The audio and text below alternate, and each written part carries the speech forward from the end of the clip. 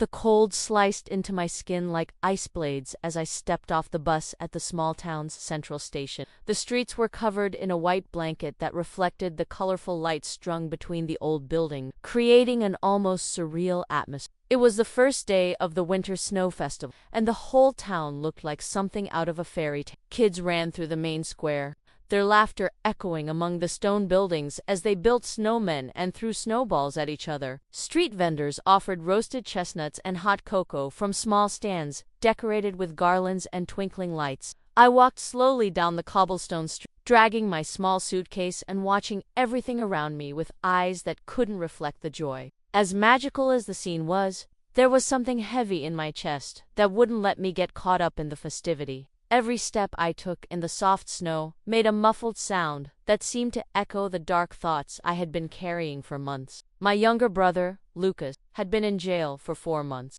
The same boy who used to protect me from bullies in school and who always had a contagious smile on his face was now behind bars for a crime I knew with every certainty in the world he would never commit. The accusation was serious. Involvement in a money laundering scheme that had moved millions of dollars through Shell Company. The evidence looked solid to the justice, but I knew my brother better than any prosecutor or judge. Traditional American folk music began to play in the main square, where a makeshift stage had been set up for the festival performance. Dozens of people gathered around, some with steaming mugs in their hands, others swaying to the rhythm of the melody. I stood on the periphery of the crowd, not wanting to draw too much attention, but at the same time needing to get a feel for the environment. This was not a pleasure trip, no matter how much it might seem like one. The last rays of the day's sun were saying goodbye from behind the mountains surrounding the town, painting the sky in shades of orange and pink that contrasted beautifully with the white snow. Temperatures started to drop even more,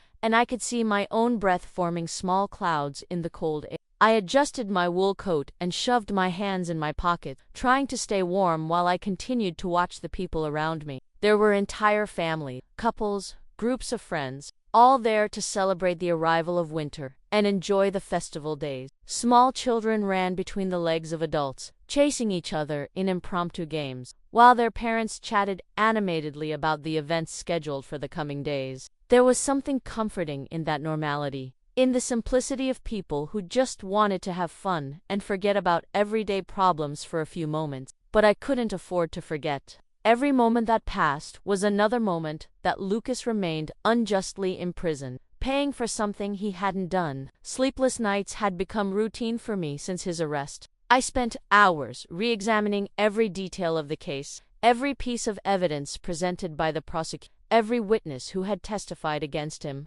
And there was one witness in particular that I couldn't get out of my head. Just to make sure you keep getting our stories, subscribe to the channel, give this one a like too, and tell me in the comments where in the world you're listening from. The hotel where I was staying was just 3 blocks from the main square. A small, family-run inn with cozy rooms and a fireplace always lit in the lobby. When I made the reservation weeks ago, I thought it would be the perfect place for what I had in mind. Discreet enough not to attract attention, but well located to observe the town's movement. The owner, a gray-haired woman with a warm smile, welcomed me with hot cocoa and homemade cookies, asking if I was there for the festival. Yes, I replied with a forced smile. I came to enjoy the snow and the festivity. She nodded with satisfaction and handed me the room key, explaining the breakfast hours and giving me some tips on the best festival events. I thanked her politely, but my mind was already occupied with other matters. I needed to re-examine all the documents I had brought with me, mentally prepare for the possible situations that might arise in the next few days. In my small but comfortable room, I spread out all the papers I had printed related to Lucas's case on the bed. Photographs, testimony, timelines, lists of names and addresses. Everything was meticulously organized, the result of months of private investigation that I had conducted on my own. Lawyers are expensive, and private investigators are even more so. But determination and free time costs nothing but sleepless nights and days of constant anxiety. There was a name that appeared several times throughout the document, a name I knew very well, although I hadn't seen him in person for over 10 years. Mark Miller, my first love, my first kiss, my first heartbreak. He had been the key witness in the case against Lucas, claiming to have seen my brother in meetings with people connected to the criminal scheme. His testimony had been crucial to the conviction. It was impossible to believe it was just a coincidence that Mark was involved in the case. We were from different towns. Our lives had taken completely different paths after our teenage relationship ended. How could he have such specific and detailed information about Lucas's alleged criminal activity? And why hadn't he reached out to me before testifying, knowing that Lucas was my brother? I sat in the small armchair next to the room's window and watched the movement on the streets below. People walked briskly, some carrying shopping bags, others just enjoying the evening stroll through the town decorated for the festival. The lights from the store windows created colorful reflections on the snow piled up on the sidewalks, and I could hear the distant sound of the music still playing in the main square. My plan was simple, at least in theory. Mark had moved to that town about 2 years ago, according to the information I had managed to gather. He worked at a financial consulting firm, and, from the public records I found, seemed to live a quiet life without major ups and downs. During the winter festival, he would certainly be around town, attending events, enjoying the bustle. It was the perfect opportunity for a casual encounter after so many years. The idea was to regain his trust, make him feel comfortable with me again, and then try to find out what he really knew about Lucas.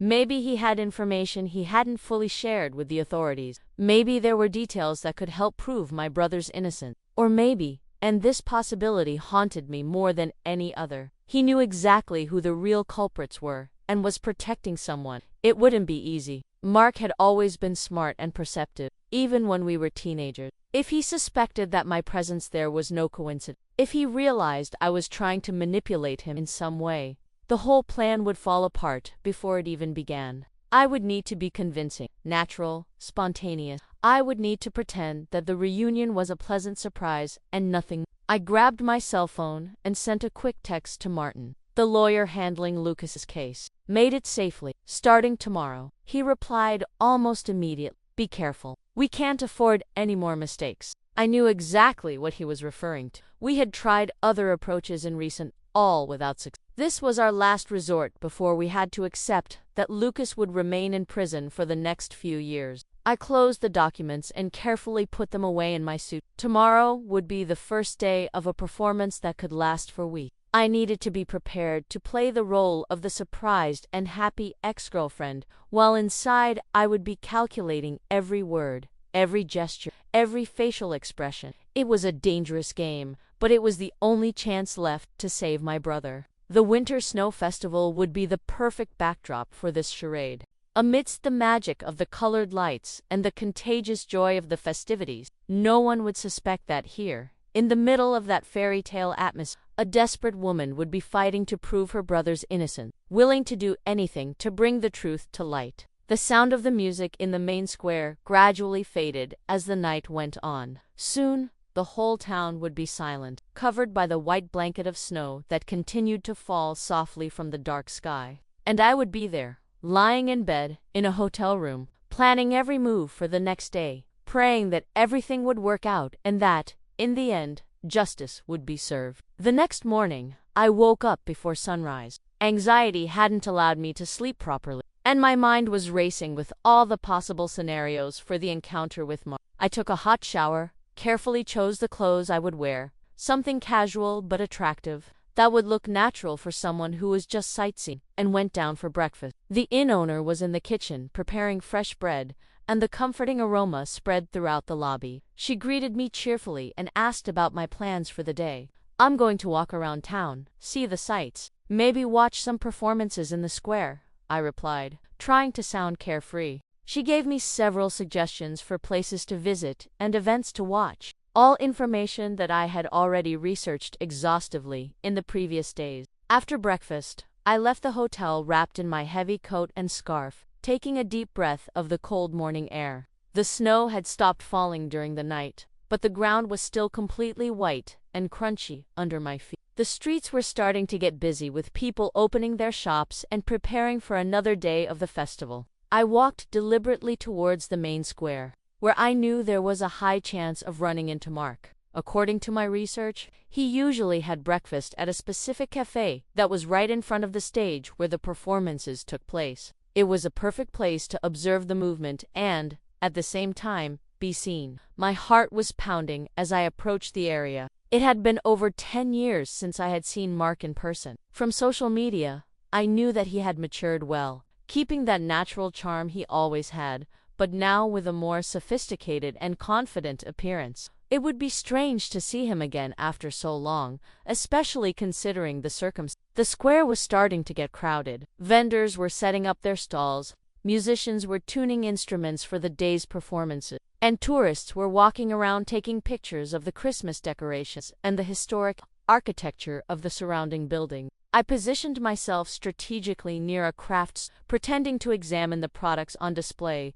while discreetly watching the entrance of the cafe on the other side of the square. After about 20 minutes, which felt like an eternity, I saw him. Mark was coming out of the cafe with a cup of coffee in his hand, wearing a stylish dark coat that enhanced his silhouette. He looked taller than I remembered.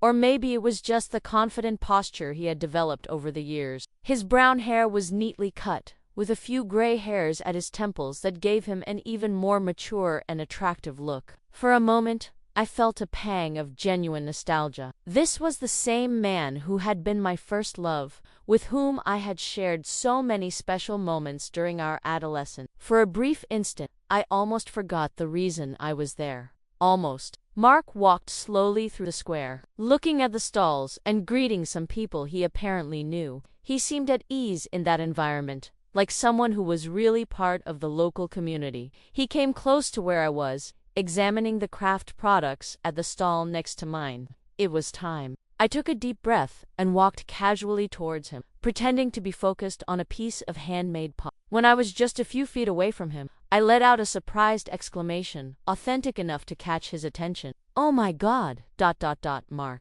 He turned towards me, and I could see the genuine surprise in his eyes when he recognized me. For a few seconds, we just looked at each other, as if we couldn't believe what was happening. Then, a slow smile spread across his face. The same smile that used to make me melt when we were young. "Alina, I can't believe it. What are you doing here?" I walked up to him with what I hoped looked like natural joy, and we hugged. I felt his cologne, different from the one he used when we were teenagers, but still masculine and attractive. The hug lasted a few seconds longer than would be normal for ex-partners who casually reunite, but neither of us pulled away immediately. "I came for the festival," I replied when we finally separated, keeping a warm smile on my face. "I always wanted to see this region and when I heard about winter snow, I couldn't resist." "And you? Do you live here now?" "Yeah, I moved here a couple of years ago," he replied, still seeming to process the unexpected encounter. "I work in financial consulting, and this town offered exactly the kind of quiet life I was looking for." We talked for a few minutes right there in the square,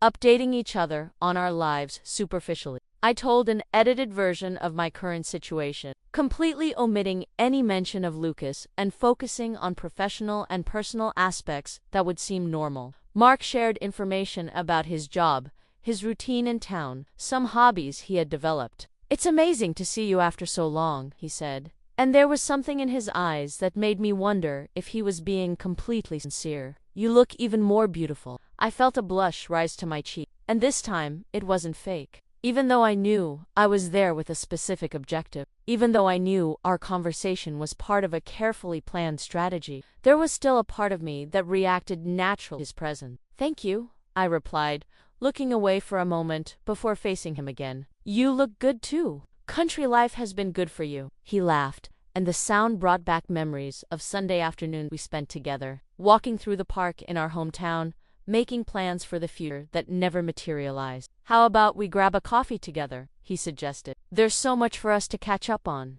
I want to hear everything about you, about what you've been doing all these years." It was exactly what I had hoped he would suggest. But even so, I felt a pang of guilt for manipulating this. "I'd love to," I replied, and this time my smile was more genuine than it should have been. We walked together to the same cafe he had just left. It was a cozy place, with rustic wooden tables and a decor that perfectly matched the festival atmosphere. We ordered coffee and some typical regional pastry, and settled at a table near the window where we could watch the squares move. The conversation flowed naturally, as if the years hadn't passed. Mark told me about his decision to leave the big city and seek a simpler life, about the challenges of starting over in a new place, about the people he had met and the friendships he had built. I, in turn, shared carefully selected stories about my career, my travels, my current interests. For moments, I completely forgot why I was there. The naturalness of our interaction, the ease with which we resumed our old rapport,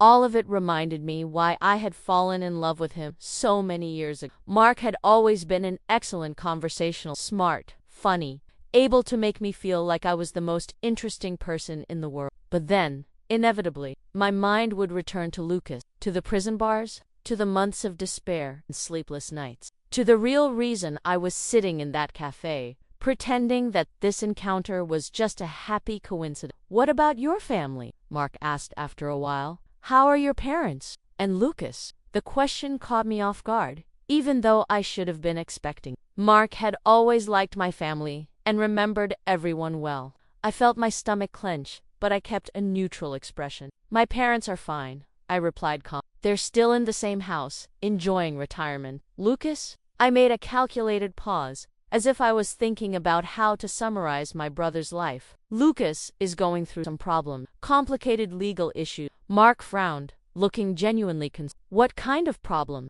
"Unjust accusations," I replied, carefully watching his reaction. "You know how the justice system is. Some innocent people end up getting hurt for being in the wrong place at the wrong time." There was an almost imperceptible shift in Mark's expression. His eyes darted away from mine for a fraction of a second, and he took a sip of his coffee before answering. "That's terrible," he said. "I hope it gets resolved soon." There was something in his tone that didn't sound completely natural, but maybe I was being paranoid. After all, I was there specifically looking for signs of guilt or hidden knowledge. It was natural that I would interpret every reaction as suspicion. "Yeah, we're confident the truth will come out," I replied, keeping my tone casual. Competent lawyers make all the difference in these situations. Mark nodded and changed the subject, starting to talk about the festival events in the coming days. He invited me to join him for some performances and suggested I check out some interesting places around town. I accepted all the invitations with apparent enthusiasm,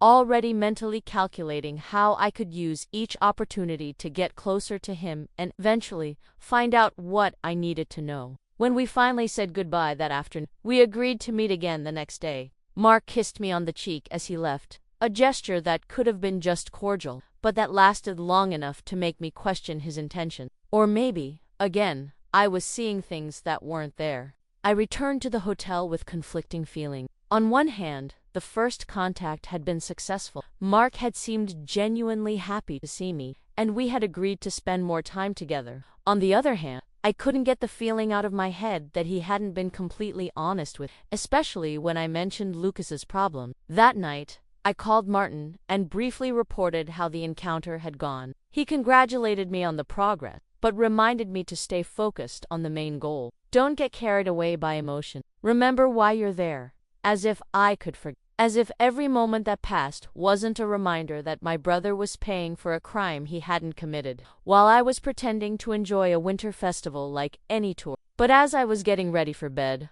I couldn't help but think about Mark's smile, the ease with which we had resumed our old rapport, the way my heart had sped up when he hugged me. It was dangerous. I was starting to blur the lines between my mission and my genuine feelings, and that could jeopardize everything. Tomorrow would be another day of performance, another day of pretending to be someone I wasn't, for a reason that was more real than anything else in my life. The truth was hidden somewhere behind Mark's charming smile, and I was going to find out what that truth was, no matter the cost. The second day of the festival dawned even colder than the previous. A thin layer of ice had formed over the snow during the night, making the streets look covered in crystals that reflected the weak light of the morning sun. I woke up early again, this time more mentally prepared for what was to come. I had spent part of the previous night mentally reviewing our conversation, analyzing every word, every reaction, every subtle change in Mark's expression. We met again in the main square, this time near a small old carousel that had been set up especially for the festival. Children lined up with their parents to ride the colorful horse, and their laughter created a cheerful soundtrack for our conversation. Mark was on time, as he always had been, and greeted me with a warm hug that lasted a few seconds longer than necessary. "Did you sleep well?" he asked, and there was something in his gaze that made me wonder if the question was just politeness, or if he was genuinely interested in my well-being. Like a baby, I lied easily, since I had spent most of the night planning strategies and rehearsing possible conversations, and you, perfectly. "I always sleep well here. This town has a calming effect on me." We walked together through the snow-covered streets, visiting small local craft shops and stopping to watch folk music performances. Mark knew many people in town and was constantly greeted by merchants, other tourists, and local residents. He introduced me as an old friend I ran into by chance, and I smiled and made small talk, always alert for any information that might be useful. During our walk, we visited a small art gallery that displayed works by local artists. The pieces were mainly landscapes of the region during different seasons of the year, but there were also some portraits and still lifes. Mark seemed to know art well, commenting on techniques and styles with a knowledge that impressed me. "I didn't know you were into art," I commented as we watched a particularly beautiful painting of snow-covered mountains. "I developed that interest in recent," he replied. "When you have time to really appreciate the beautiful things in life, you end up discovering new pleasures." There was something melancholic in his tone that made me look at him more closely. For a moment, his expression seemed distant, as if he was thinking about something that was bothering. But when he realized I was watching, he quickly smiled again. "What's wrong?" he asked. "Nothing," I replied. "I was just thinking about how you've changed." "In a good way," I added quickly. "We all change, Alina. Life forces us to mature, to make choices we sometimes don't want to make." There was a weight in his words that intrigued me. Was it about the testimony he had given against Lucas? Was it about other decisions he had made over the years? I decided to risk a more direct approach.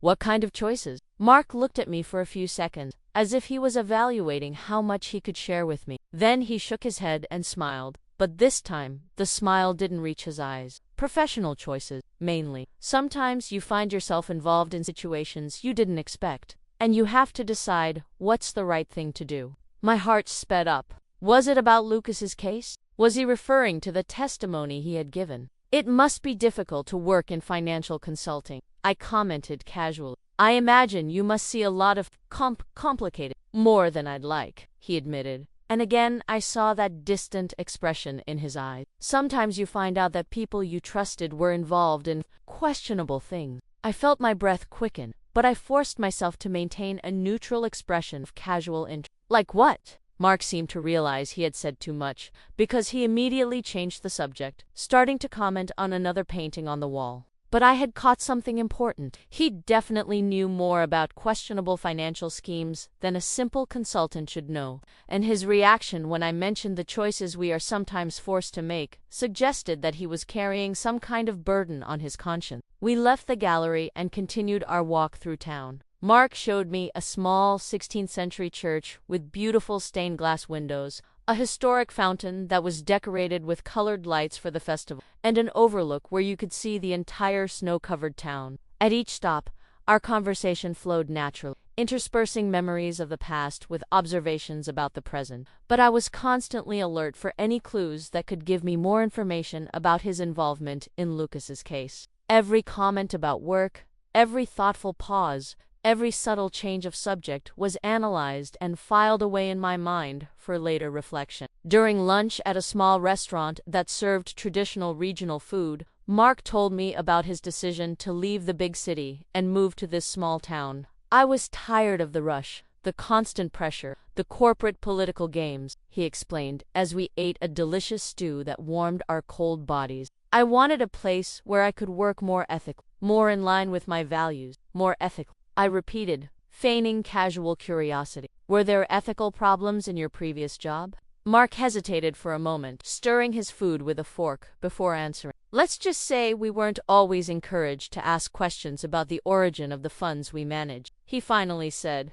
"There was pressure to accept clients and projects without investigating their operation too deeply." My heart raced. Was he talking about money laundering? About the types of schemes Lucas had been accused of? That must have been difficult for you, I commented with genuine empathy, especially if you started to suspect something wasn't right. It was, he admitted, looking me directly in the eyes. There was one specific case, a client we started serving, and when I began to do the usual checks, I discovered worrying documents that didn't match, transactions that didn't make sense, people involved who had questionable history. I held my breath.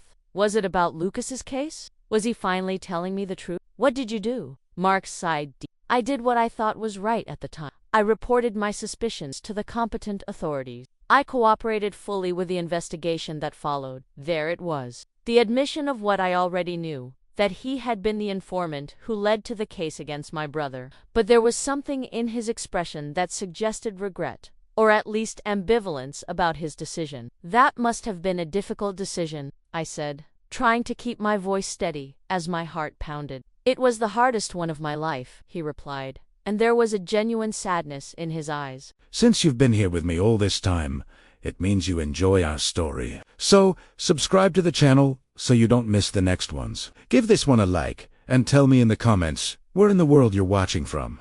Especially because I later found out that some of the people who ended up being hurt by the investigation might have been innocent. I had to hold back from reacting visibly. Was he talking about Lucas? Was he admitting that my brother might be innocent? What do you mean? I asked, trying to sound only curious. Mark looked around the restaurant again, as if checking if anyone was listening to our conversation. Then he leaned slightly towards me and lowered his voice. The investigation revealed a much more complex scheme than I initially imagined, and it became clear that some people were being used as scapegoats to protect the real people in charge. I felt tears sting my eyes, but I blinked quickly to control them. That must be weighing on your conscience. It does, he admitted, especially when I think about the families that were destroyed by my action. There's one case in particular, a young man who was arrested, and I know he was probably just a pawn in the... But my testimony was crucial to his conviction. I couldn't hold back any longer. Lucas?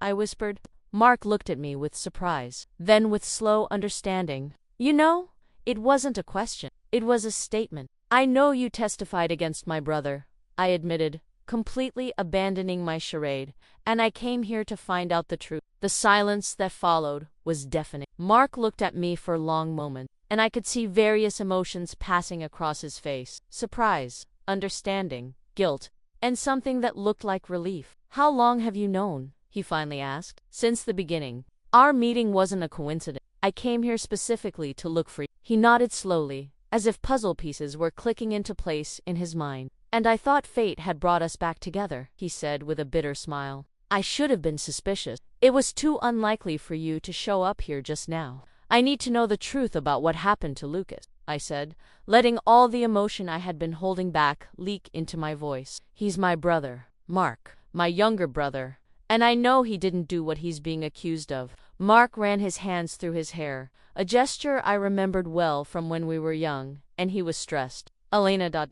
It's complicated, much more complicated than you imagine. Then explain it to me, I begged. Tell me everything. If you really believe he might be innocent, help me prove it. Mark looked around the restaurant again, then checked the time on his watch. I can't talk about this, he said in a low voice. It's too dangerous. But if you really want to know the truth, meet me tonight. There's a place where we can talk without being overheard. We agreed to meet at 10 o'clock at the entrance to a trail that led to the mountains on the outskirts of... Mark told me to wear warm clothes and appropriate shoes for walking in the snow, as we would have to walk a bit to get to a safe location. The rest of the afternoon passed in slow motion. I tried to maintain a normal appearance, walking around town and watching some festival performance, but my mind was completely focused on the evening meet. Finally, Mark had agreed to tell me the truth. Finally, I could find out what had really happened to... When I returned to the hotel at the end of the afternoon, I immediately called Martin. He admitted that he thinks Lucas might be innocent,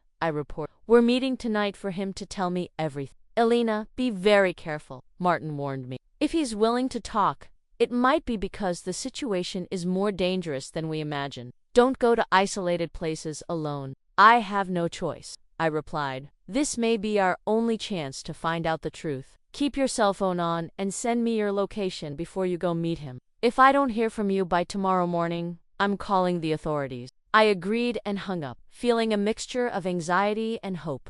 I was about to discover secrets that could change everything, that could finally free Lucas. But I was also venturing into unknown territory with a man who, despite our past, was still largely a stranger. At 10 o'clock sharp, I was at the agreed-upon location. Mark was already there, wearing appropriate winter clothes and carrying a small backpack. He greeted me with a nod, but I could see the tension in his movement. "Thank you for coming," he said. "I know I have no right to ask for your trust after everything, but I need you to trust me now." "I'm here," I replied simply. We started walking down the snow-covered trail. The moon was full and bright, illuminating our path and creating long shadows. The silence was broken only by the sound of our footsteps in the crunchy snow and the wind blowing through the branches. After about 20 minutes of walking, we arrived at a small stone cabin that looked abandoned. Mark took a key from his pocket and opened the door. "It belonged to a friend of mine who died last year," he explained. "No one else knows about this place." The interior of the cabin was simple but cozy, with a fireplace, some wooden chairs, and a small table. Mark lit the fire and some candles, creating a warm and intimate atmosphere that contrasted with the seriousness of our situation. "Alina," he began, when we finally sat down, "what I'm about to tell you could put your life in danger. Are you sure you want to know?" "Absolutely," I replied without hesitation. Mark sighed deeply and began to say, "The scheme your brother was accused of is real, but it's much bigger and involves much more powerful people than anyone imagined. Lucas was really present at some meetings, but he didn't know what they were about. He was hired as a freelance accountant to audit some companies without knowing they were shell companies." My heart raced. It was exactly what I had always suspected. "Go on," I urged. "The people really responsible for the scheme are influential politicians and powerful business. When the investigation started to get close to them, they needed scapegoat. Lucas, because he had been present at the meetings and had access to the document, was perfect for the role. And you, what exactly was your role in all?" Mark looked down, clearly struggling with feelings of guilt. "I was working as a consultant for one of the companies involved. When I started to suspect something was wrong, I was approached by one of the real people in charge. He offered me two options: cooperate with them in exchange for a substantial amount of money,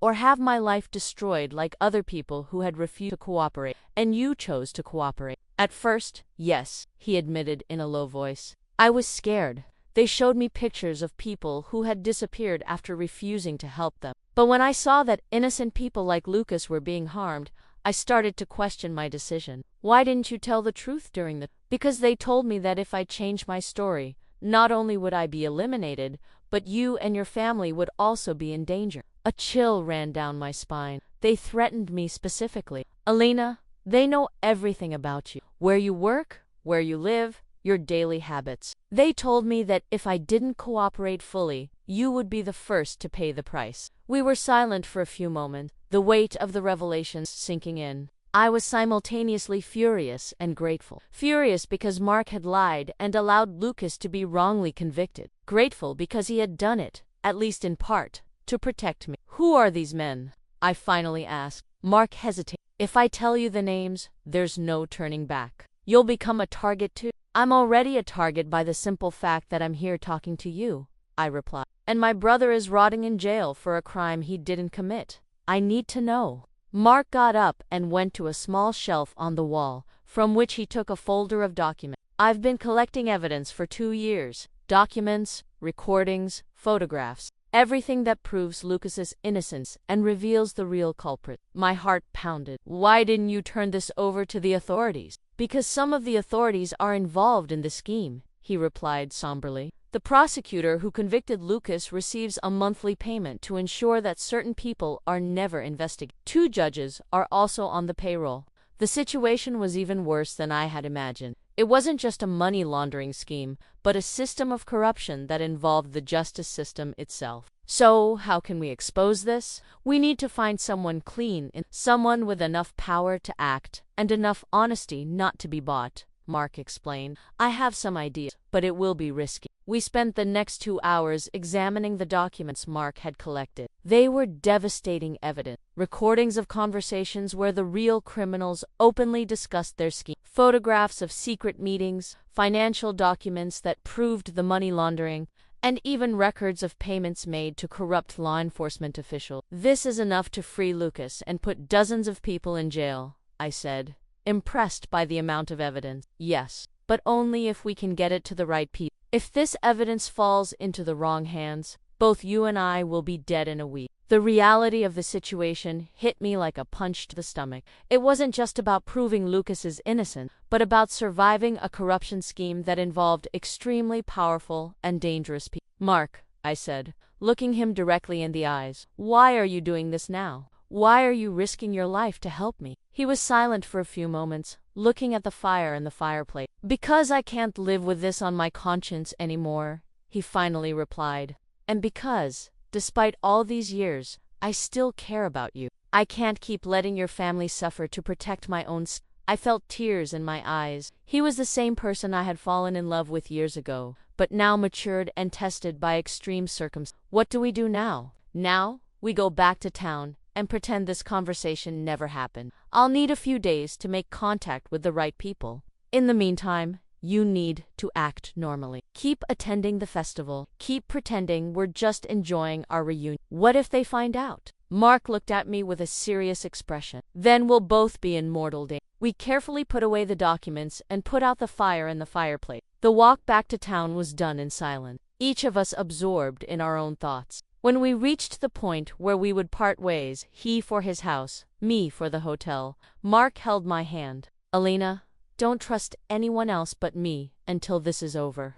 And if something happens to, take the first bus back home and forget this conversation ever happened. Nothing is going to happen to you, I said, squeezing him. We're going to get Lucas out of jail and expose these. Mark smiled, but I could see the worry in his eyes. I hope you're right. We said goodbye with a hug that lasted longer than it should have, considering the circumstances. When I finally pulled away from him, I felt like I was leaving behind not only the man who had helped me, but also the last connection to a simpler version of my life. Back at the hotel, I called Martin and briefly reported what I had discovered, being careful not to give specific details over the phone. This is bigger than we imagine, he said. We need to be very careful with the next steps. Mark has evidence that can free Lucas, I replied. But we also have to deal with the corrupts. I'll start doing some discreet investigations into who we can trust, Martin promised. In the meantime, maintain your cover and don't do anything that could raise suspicion. I hung up and got ready for bed, but I knew it would be another sleepless night. My mind was racing with all the information I had received, with the dangers we had discovered,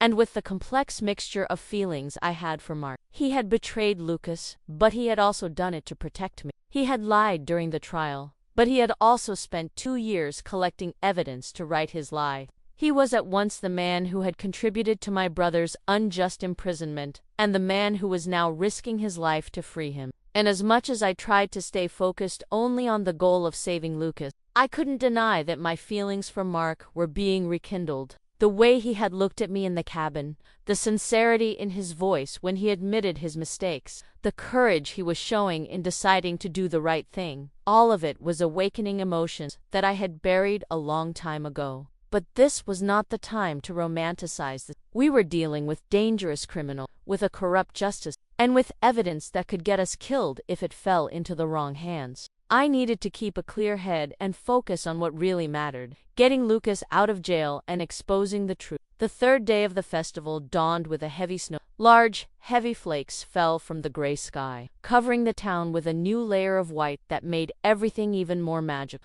but also more challenging to walk through. The streets were emptier than on previous days, with many people preferring to stay indoors until the weather improved. I met Mark at the same cafe as usual, and this time there was no need to pretend surprise or joy at the meeting. We greeted each other with the naturalness of people who had spent the previous night, sharing dangerous secrets and making risky plans. "Did you sleep well?" he asked, and I could see genuine concern in his eyes. "About as well as you'd expect," I replied. "And you?" "Same. But we have to keep acting normally. There are people watching." I looked discreetly around the cafe, but saw nothing suspicious. Just tourists having breakfast and local residents talking about the weather. "How do you know?"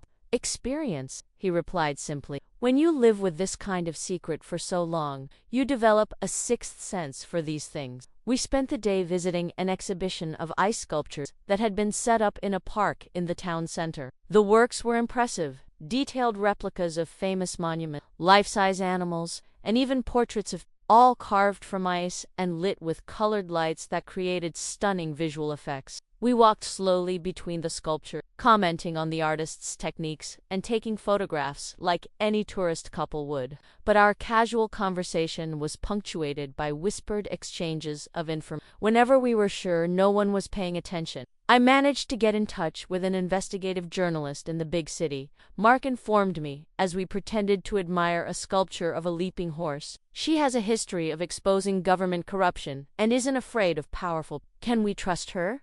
As much as we can trust anyone in this situation. She agreed to meet with us, but not here.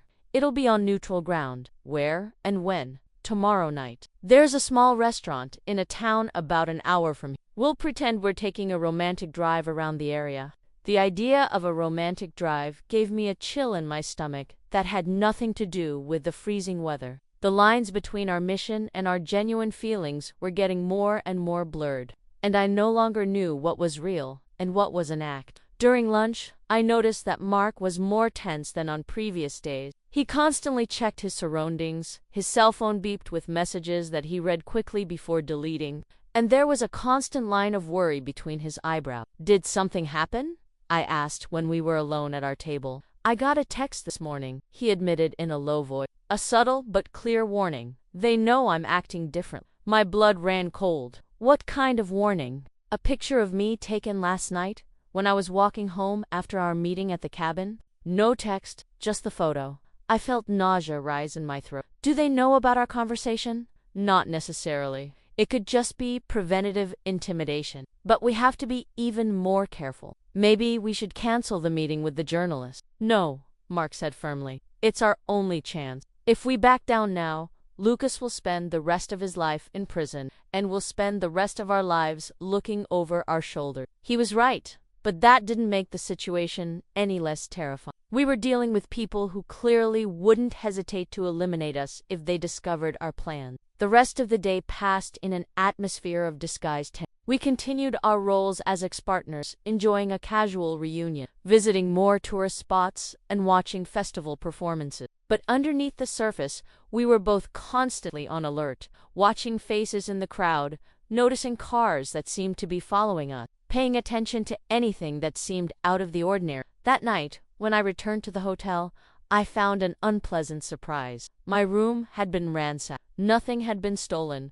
but it was obvious that someone had gone through all my belongings. My clothes were slightly out of place, my suitcase had been opened and closed again, and even my toothbrush was in a different position in the bathroom. I immediately called Mark, using a code we had established. My grandma is sick, I said when he answered. It was our way of communicating that something was wrong. That's a shame. Do you need anything? I need to see you. It's urgent. I'll be there in 10 minutes. When Mark arrived at the hotel, I was waiting in the lobby. We immediately went for a walk, and only when we were away from any buildings where they could be listening did I tell him about the ransacked room. Shit, was his immediate reaction. They're escalating the situation. What were they looking for? Any evidence that you're not really a tourist? Documents, phones, anything that proves our real connection. What if they had found something? Mark looked at me somberly. Then we'd already be dead. We continued walking through the snow-covered street, both lost in our own thoughts. The situation was deteriorating rapidly, and it was starting to look like we had severely underestimated the danger we were facing. Mark,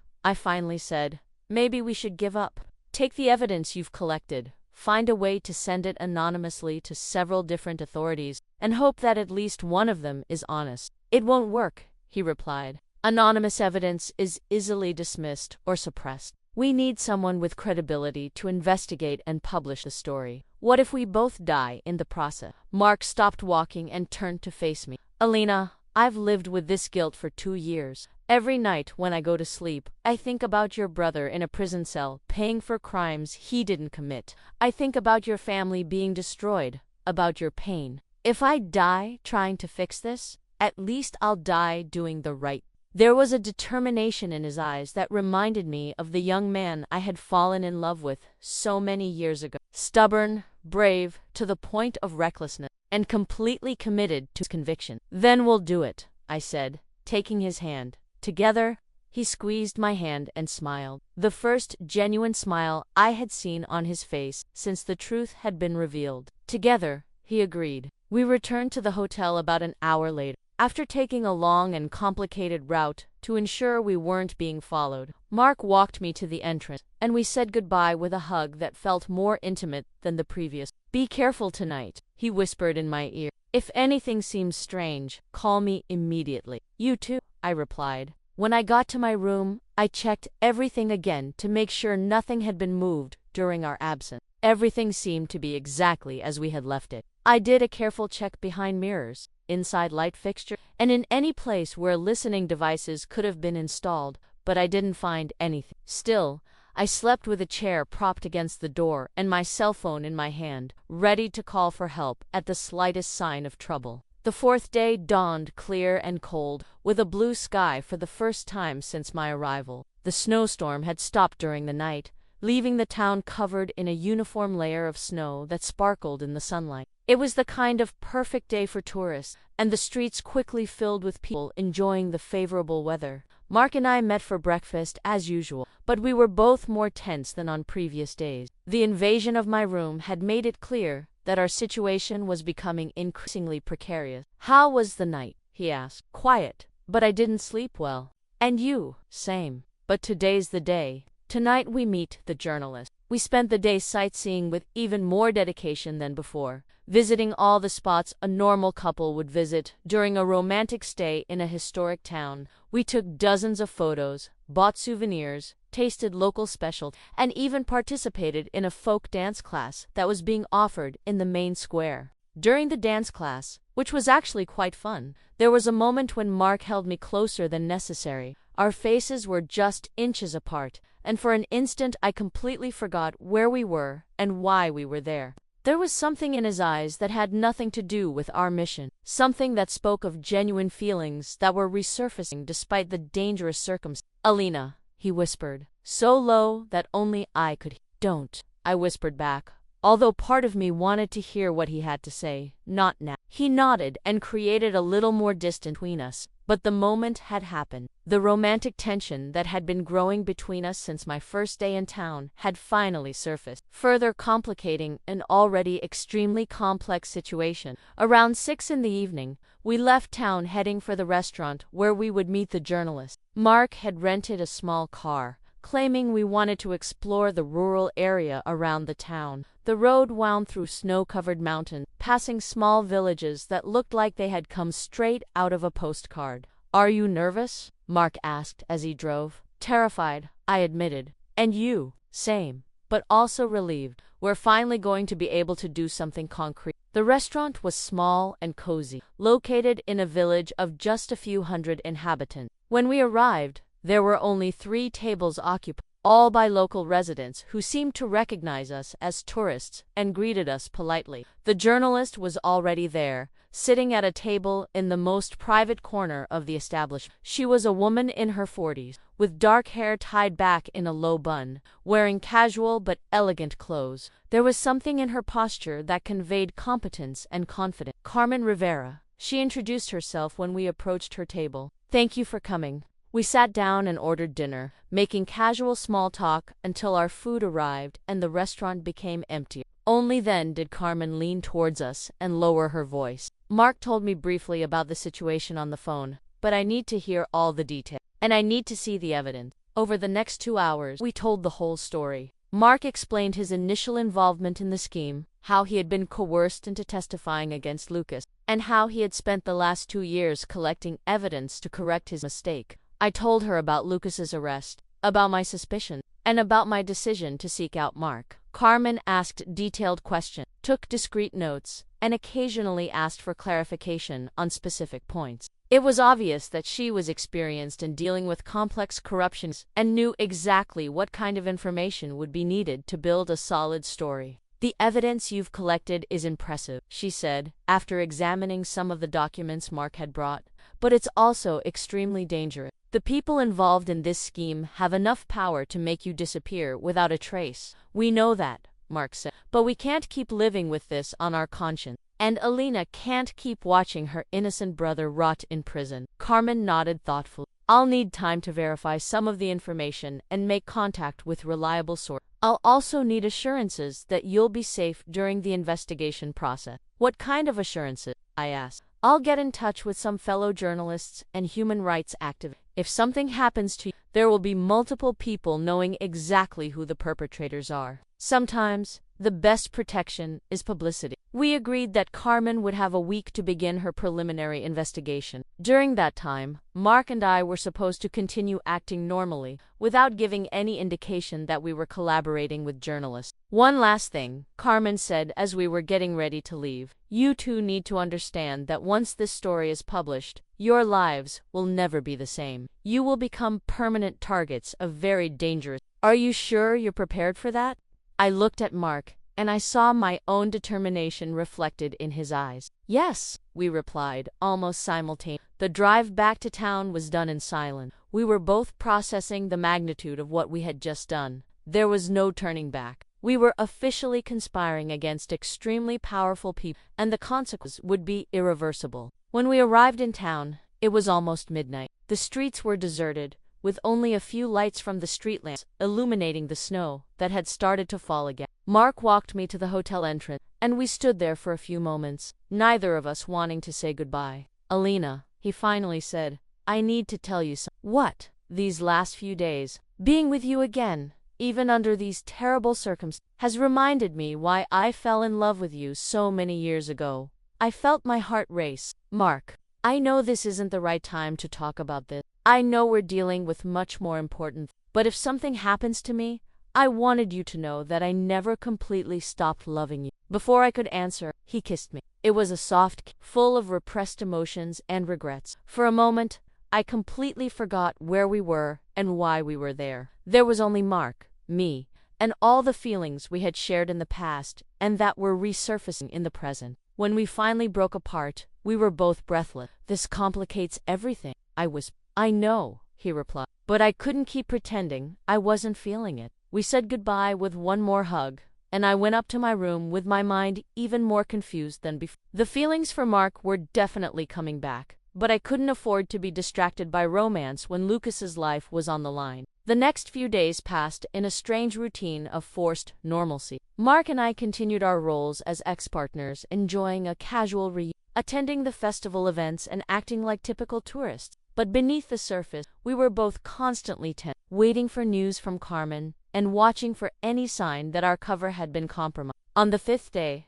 I received a message from Carmen. I need more documents. Can you meet me tonight at the same place? Mark and I decided it would be too risky to make another trip out of town so soon after the first one. Instead, we agreed to meet Carmen in a different location, a small abandoned church on the outskirts of where we could talk without being seen or heard. The church dated back to the 15th century and had been decommissioned decades ago due to structural damage. It was on top of a hill, about a 30-minute walk from the town center, accessible only by a steep trail that few tourists venture to take. We arrived at the agreed-upon location at 10 o'clock at night. The moon was hidden by thick clouds, making the night even darker than usual. Carmen was already there, using a small flashlight to examine some documents Mark had brought. I managed to confirm several pieces of information you gave me, she said in a low voice. But I found that the situation is even worse than we imagined. What do you mean? I asked. The scheme is not limited to money laundering. There's also arms trafficking, bribery of European officials, and even connection to terrorist groups. Mark and I exchanged alarmed glances. We were dealing with something much bigger and more dangerous than we had imagined.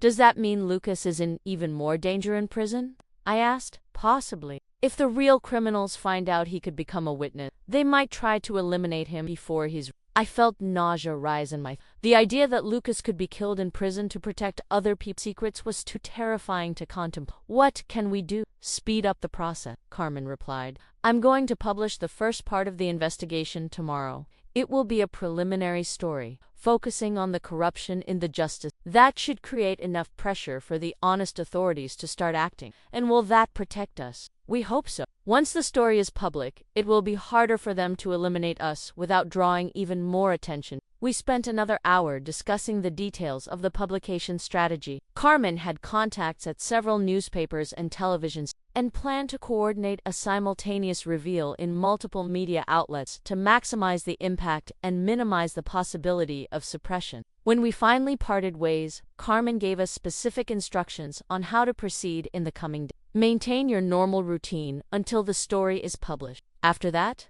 you'll need to disappear for a while. I already have a safe place.